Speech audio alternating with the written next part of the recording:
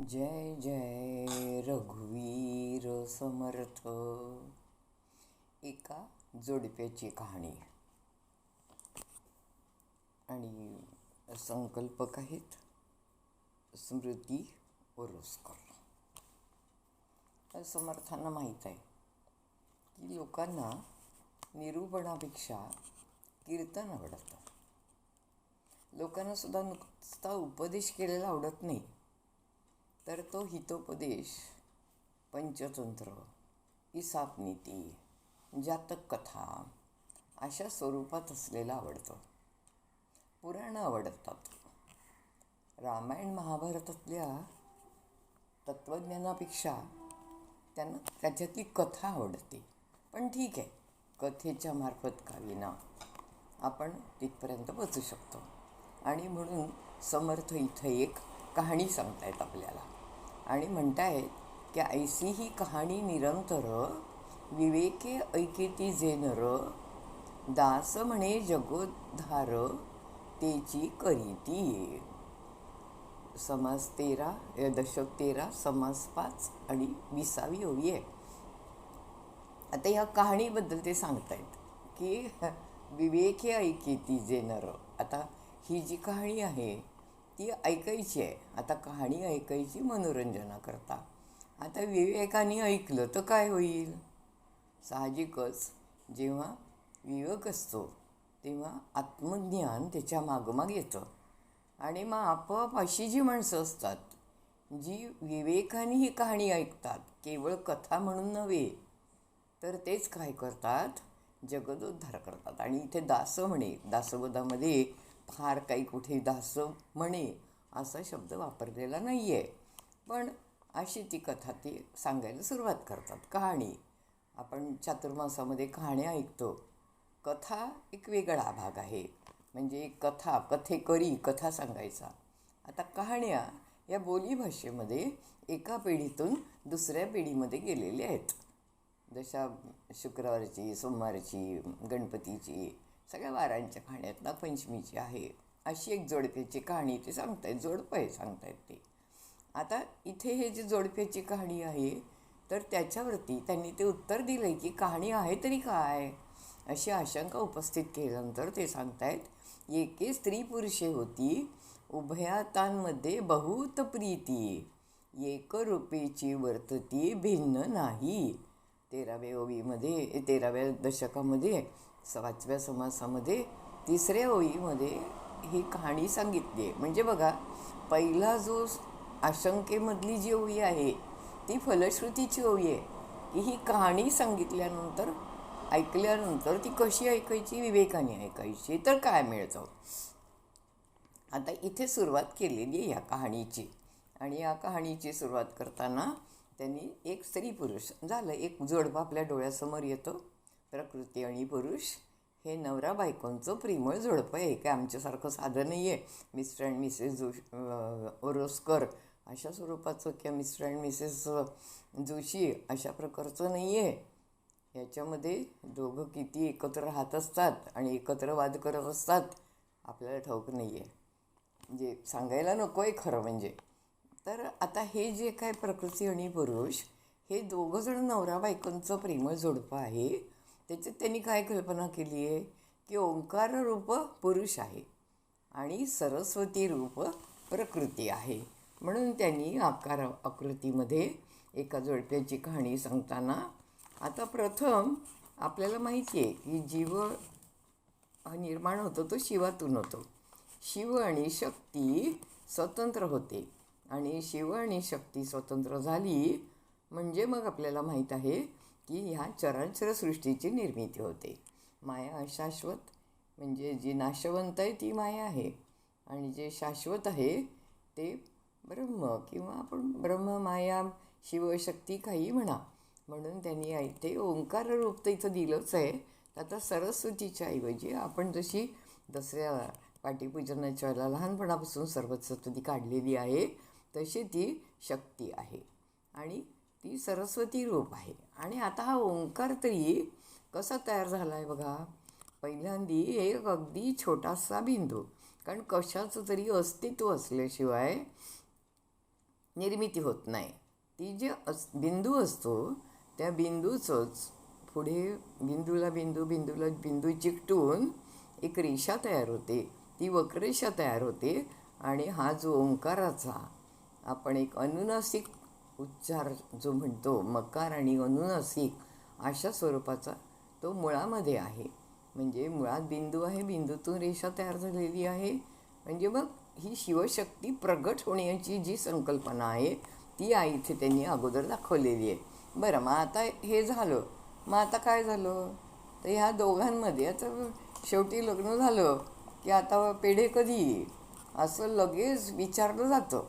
तर लगेच त्यांनी काय म्हटलेलं आहे की ती जी जाणीव आहे म्हणजे ह्या प्रकृती पुरुषांना एक मुलगा झाला आहे.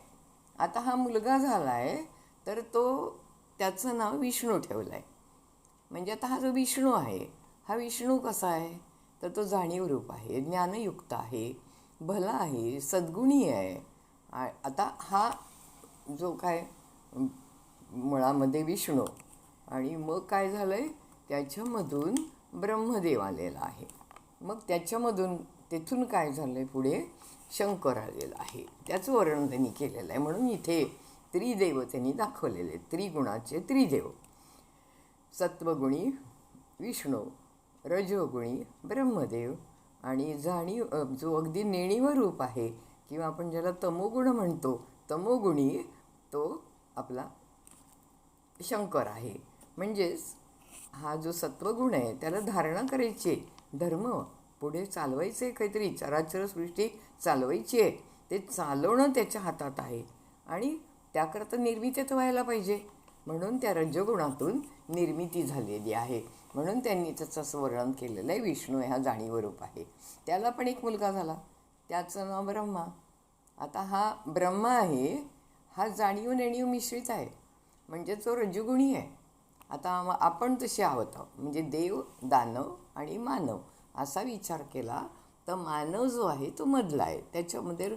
म्हणून तर तो तमोगुणी जरी असला तरी तो सत्वगुणी होऊ शकतो असं आपण म्हणतो.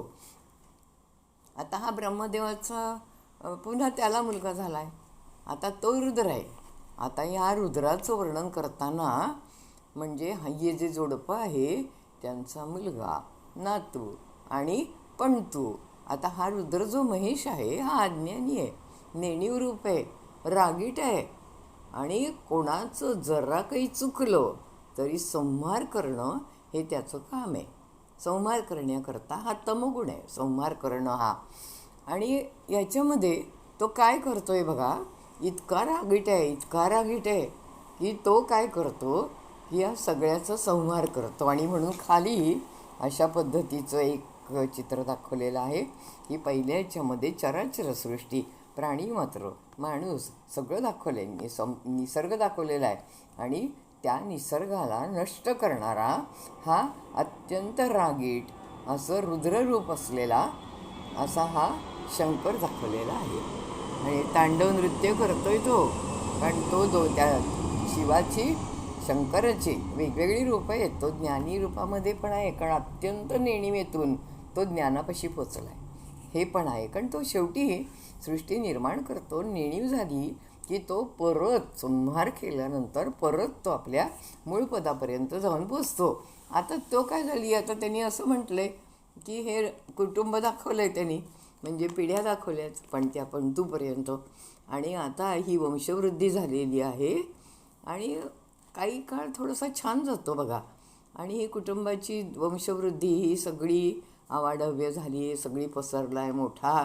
आणि मग काय होतं की आपापसामध्ये कलह माजायला लागतात. आपल्याला समर्थांनी सुरुवातीलाच असं काही जीवनाचं वर्णन दाखवलेलं आहे की काय होतं म्हातारपणी, कशी अवस्था होते. आपलाच मुलगा आपल्याला बाहेर खोपटं घालून ठेवतो आणि आपण नाना व्याधींनी आपली सगळी अवयव हे नाहीसे झालेले असतात. आणि तेव्हा त्याला त्याच्या आईचा किंवा त्याच्या देवाची आठवण होते. ही आई म्हणजे शक्ती मूळरूपातली आणि वडील म्हणजे हे ओंकार रूप, हे त्याचे मूळमधले, म्हणजे मुळाकडे त्यांची जायची इच्छा होती. आता हा जो आहे तो आता त्यांनी काय केलं म्हणजे पहिल्यांदी काय केलं, कुणाचा संहार केला तर त्यांनी हळूहळू आपल्या वडिलांचा संहार केला, आजोबांचा केला, पणजोबांचा केला. आणि मग कसं होतं बघा, आपल्याला एकदा ही अशी तमोगुणी वृत्ती निर्माण झाली की आपण बेबंदपणाने वागायला लागतो. आणि मग कृष्णाला सुद्धा यादव कुळाचा संहार होईल अशी योजना करावी लागली. तसा हा काय करतो मुलगा की सगळ्यांचा म्हणजे मुळामध्ये आपल्या सगळ्यांचा तो निपातक करतो तो.